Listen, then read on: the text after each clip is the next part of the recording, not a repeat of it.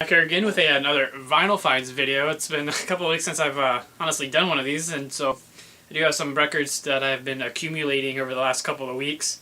So I'm just going to get right into and start showing them off. The first three records I'm going to show I actually got at Half Price Books, and they were having a Labor Day sale during Labor Day weekend. And so I went in there the Saturday before Labor Day, and I actually did find some pretty good deals there. Surprisingly, because Half Price Books lately has honestly just been, the prices have been ridiculous. But sometimes it seems like they've, at least the one that's near me, it seems like they just kind of price things whatever they want. So a lot of times it's just ridiculous, a lot of times it's way overpriced. But in some instances they definitely price things they don't know what they have, and they'll price it at a pretty low price, and that's definitely the instances on these ones for sure. The first one I got at Half Price Books is Daft Punk's first album. It's an original 1996 copy from, it's a UK copy. I'm not a huge Daft Punk fan. This is just an album that I think it was like $7, so I figured I would pick it up and give it a shot. I've never really been a huge Daft Punk fan, and still not really a huge... I couldn't even get through this whole record. It's just one of those bands and music that's just not for me. But definitely cool to find that, though, for really cheap. And then I found a 2007 reissue of Dead Boys at Half Price Books as well. And this, again, was like just probably $6 or so. And they were having 20% off, so like all these are pretty cheap already, and they were having 20% off on top of that. So pretty cool to find this one. I'd like to find an original one eventually, but definitely happy to have the reissue. It does sound really good as well. I love the song Sonic Reducer, which is the first song on this album. It's just a great song. Pearl Jam's covered that song a lot of times. It's just one of those songs I really enjoy. And it's cool to hear the original version from Dead Boys. And this album's called Young, Loud, and Snotty. Just a really, really good album. It's great 70s punk. And the last album I got at Half Price Books was definitely the find, out of all those ones, the best find for sure. And it's an original 2001 copy of System of a Down Toxicity. I was really, really surprised that they had this in there at Half Price Books. And they had $12 on it, and with 20% off, it ended up being $9.60, which is just crazy to me to think that they have something like that for this, something like this for that cheap. I mean, it's just crazy. They'll have like albums in there that should be like $5, and they'll have like $50 on them. But something like this, they'll just have put like $12 on. It's just mind-boggling to me. It's in just fantastic shape as well. It has the original sleeve and everything still intact.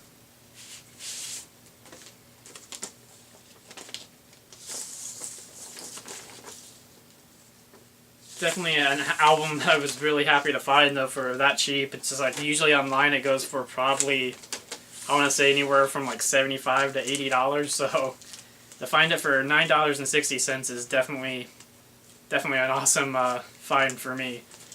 Because it's one of those albums that I really enjoy, but there's no way I'm going to pay $80 for it. But definitely a great album from System of a Down. It's like this is one of these albums that I listened to a lot when it came out, so I'm definitely glad to have it on vinyl now. Then I went to the Vinyl Rescue Project a couple different times throughout the last couple of weeks, and did get some stuff there. And the funny thing is, there's going to be kind of a theme here with the next few albums I'm going to show, because the first album I found at Vinyl Rescue Project is an original 1994 copy of Soundgarden, Super Unknown, the album that came out in 1994.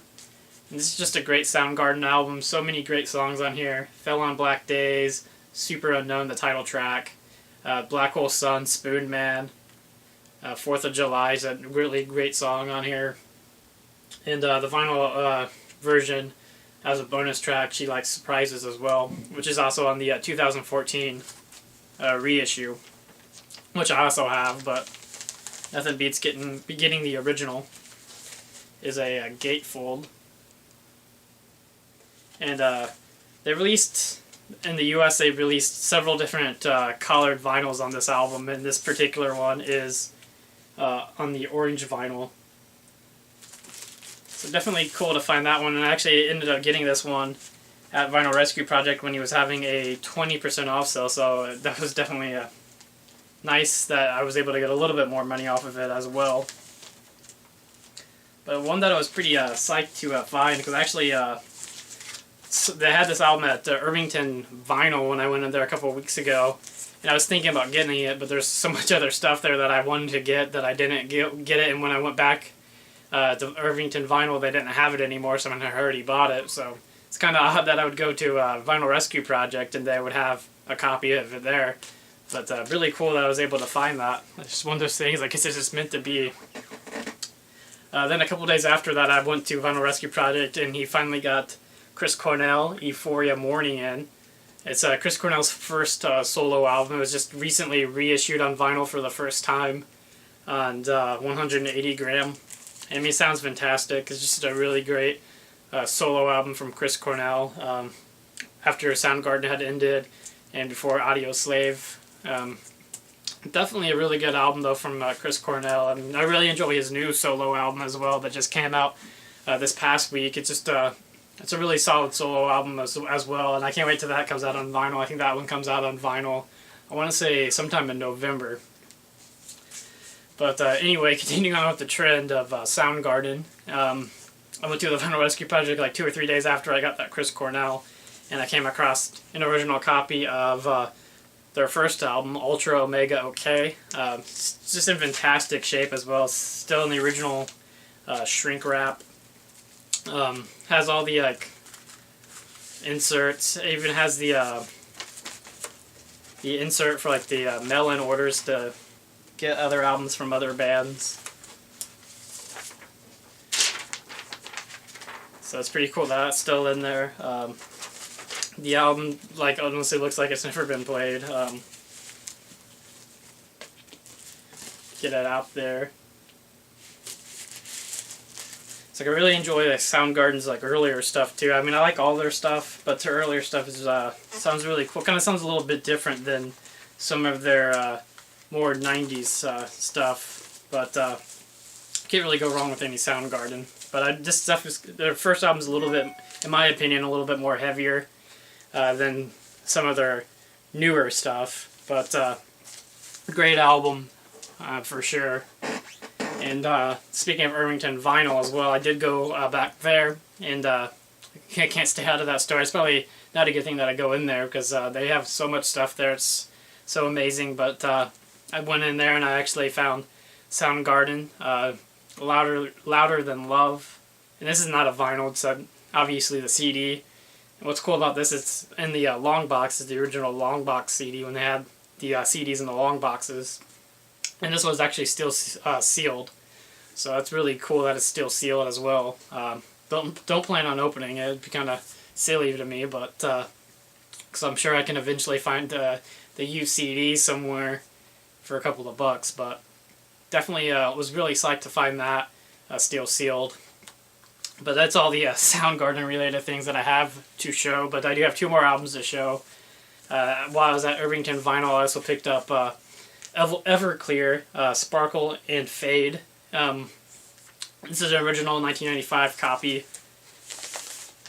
Pretty cool to find that one in there. I mean, they actually have had this one in there the last couple times that I've been in there, and decided to finally pick it up. And it also has the bonus 7-inch as well with it, Everclear Live on the Radio, and the on red vinyl. And the actual vinyl itself, the actual album itself, is on green vinyl.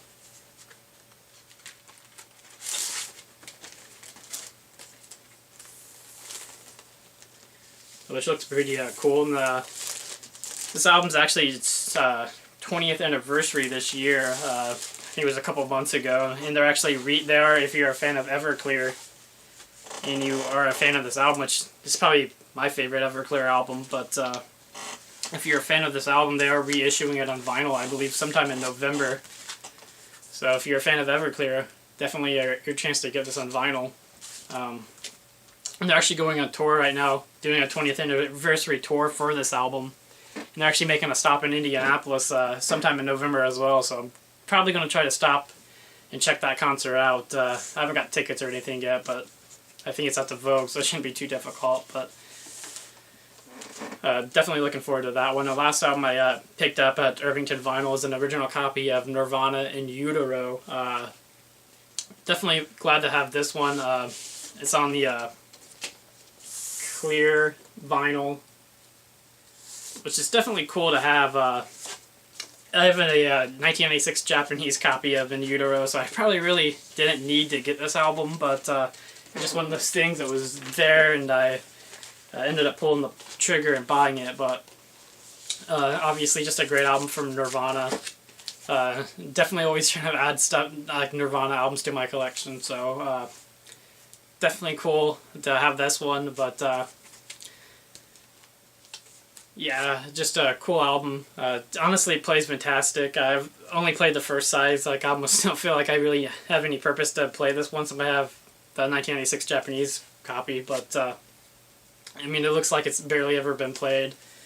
And he was actually the guy that works in Irvington Vinyl. They have like so many 90s albums there in one box. And he was actually telling me that he got all those from one guy. And he said it was like some guy's family. Some guy had them and he passed away. So his family brought them in and sold them all to him. So he was a guy that was probably still buying albums back then. So like all this stuff is in just immaculate condition, just fantastic shape. But so a lot of good stuff in there, but a lot of stuff definitely not cheap. But that's all the albums I have to show. I'm sure I'll be back again with another collection video or something. I've been aiming to do more of those, and I just haven't done it. But I will try to do more of those. And anyway, thanks again, guys, for watching.